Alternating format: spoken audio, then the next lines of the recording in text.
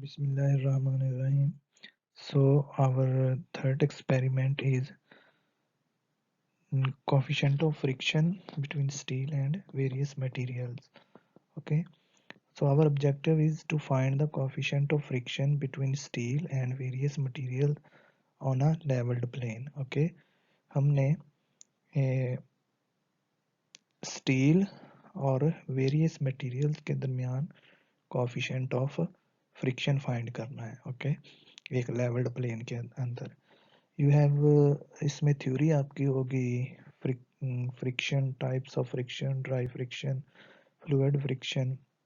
ये सारी थ्योरी जो है आपके चैप्टर नंबर 6 स्टैटिक्स की जीएल मैरियम की जो बुक है जो आपने लास्ट सेमेस्टर में पढ़ी है उसके अंदर लिखी हुई है. और ये जो टॉपिक्स हैं और ये आप लोगों ने खुद वहाँ से स्टडी करने हैं और इसमें से जो बेसिक्स हैं, जो इम्पोर्टेंट इंफॉर्मेशन है वो आपने अपनी नोटबुक में लिखनी है. एक आपको इसलिए कोई इंटरनेट से या कहीं और से नहीं बताया गया कि आप पढ़ें. उस बुक के अंदर बहुत ही डिटेल में और बड़ी अच्छी तरह एक्सप्लेन किया हुआ है क्योंकि वो ऑलरेडी आपने पढ़ा भी हुआ है.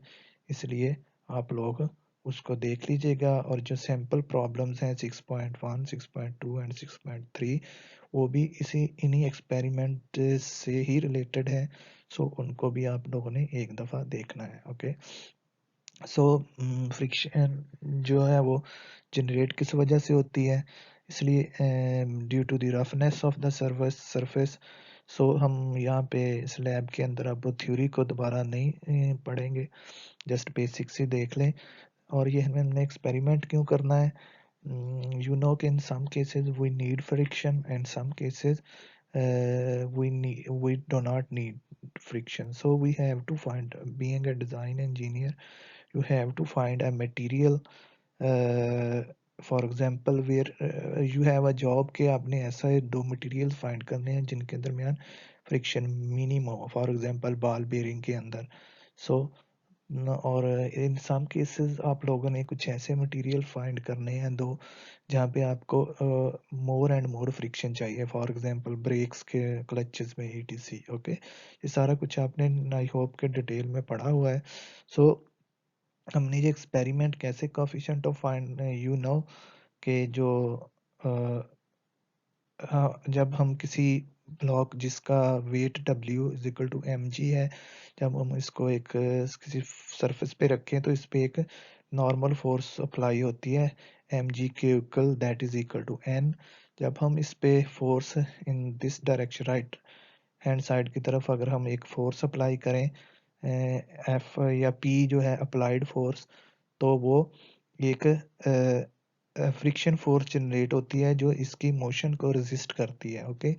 ये बेसिकली ये जो F एंड N है ये जनरेट होती हैं जो इनका ये रफ सरफेसेस होती हैं, इनके जो नॉर्मल इसके जो नॉर्मल कंपोनेंट्स होते हैं इन सरफेसेस के normal component. Okay.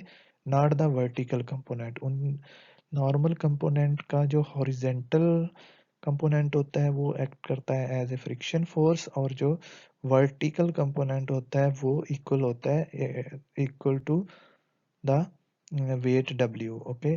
So as soon as आप इसकी फ्रिक्शन फोर्स जो अप्लाइड फोर्स इंक्रीज करते जाएं जो फ्रिक्शन फोर्स है वो इंक्रीज होती जाती है, लेकिन एक ऐसा पॉइंट आता है कि जहाँ पे वो सडनली जो है वो ब्लॉक जो है वो इम्पेंडिंग मोशन में होता है, वो मूव करना शुरू कर देते हैं, उसको हम कहते हैं स्टैटिक फ्रिक्शन. ओके.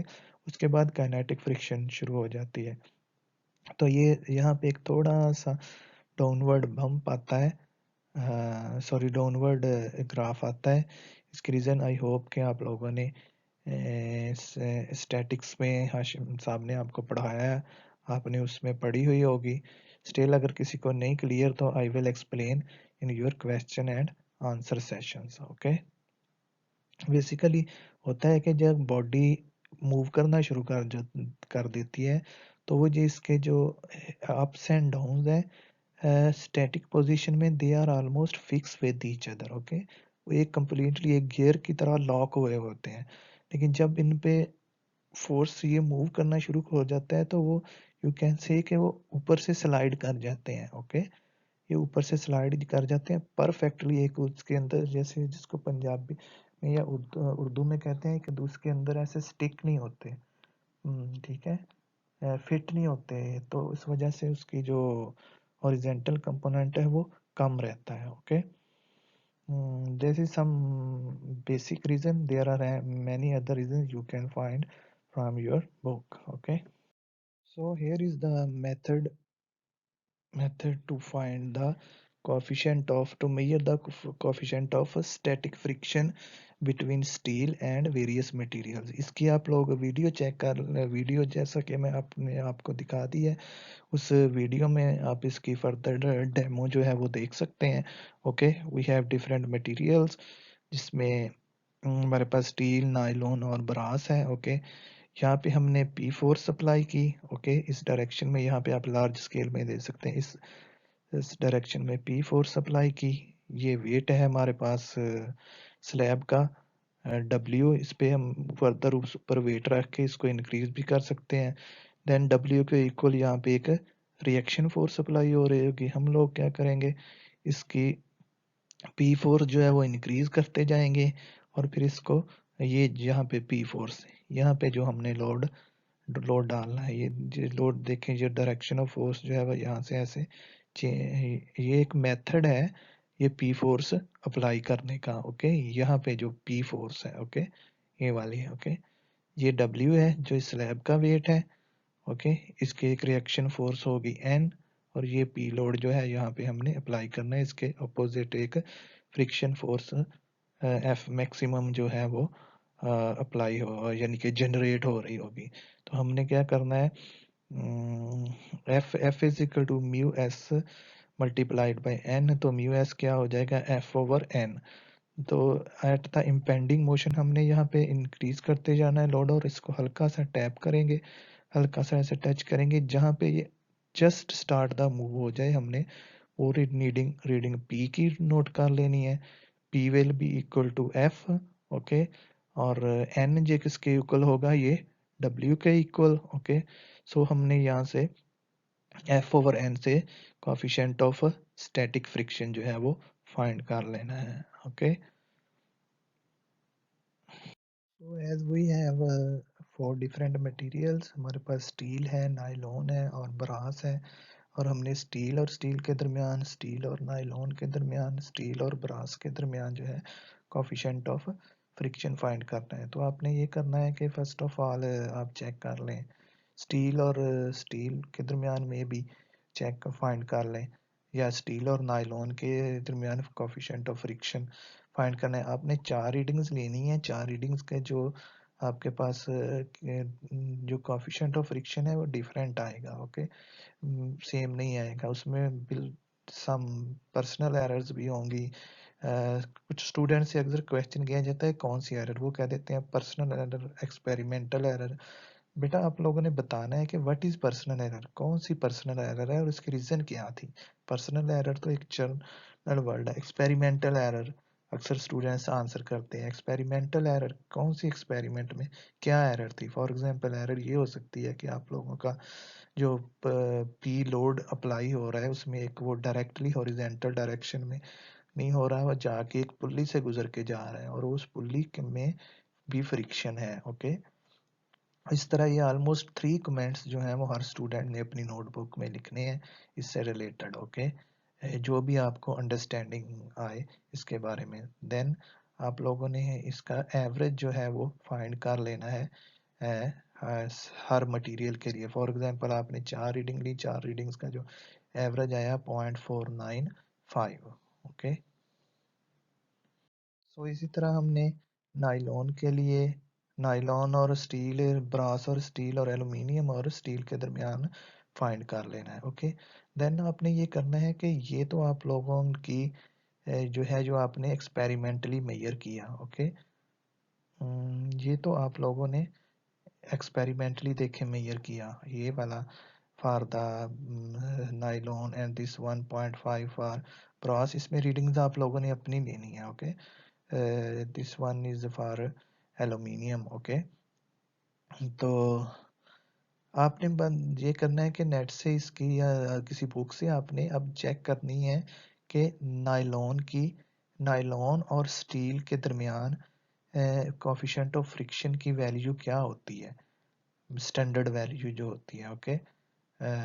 वो फॉर एग्जांपल 0.4 है और आपने जो मेजर किया है वो 0.36 है, तो आपने एरर निकालना है। आप अपने कि हमारे जो है एक्सपेरिमेंट में कितना एरर था। इसको आप एरर भी नहीं कह सकते, ये सम टाइम कम होगी, सम टाइम ज़्यादा होगी, क्योंकि ये सिर्फ नायलॉन और मटेरियल पे ही डिपेंड नहीं कर रही, उन दोनों मटेरियल्स की रफनेस पे भी डिपेंड कर रही है, ओके। फॉर एग्जांपल अगर आपके पास नायलॉन और स्टील ही हो, ओके, लेकिन आप उनको बहुत फाइन आप लोगों ने सरफेस की हुई हो, तो उसका जो कोफिशिएंट ऑफ फ्रिक्शन होगा वो डिफरेंट होगा दो रफ सरफेसेस के दरमियान में, इसलिए आपने डिफरेंट मटेरियल्स के दरमियान फाइंड करना है। इसका अगर हमारे पास अगर कोई स्टूडेंट इसमें एक माइनर सा प्रोजेक्ट करना चाहता है क्लास में या अपने किसी नेक्स्ट सेमेस्टर में, तो वो उसकी ये आप कोफिशिएंट ये हमारे एक मैंने एफएससी में भी ये एक्सपेरिमेंट किया था कि हम लोगों ने एक ही टू डिफरेंट मटेरियल्स थे, उनके दरमियान यानी कि बॉन्ड जोड़ना था, और उन उस बॉन्ड को मैक्सिमाइज करने के लिए हमने उसको डिफरेंट लेवल के जो सैंड पेपर से उनके साथ उसको ग्राइंड करके उसकी सरफेस रेफनेस डिफरेंट की थी और देन चेक किया था कि कहाँ पे उसकी फ्रिक्शन मैक्सिमम है।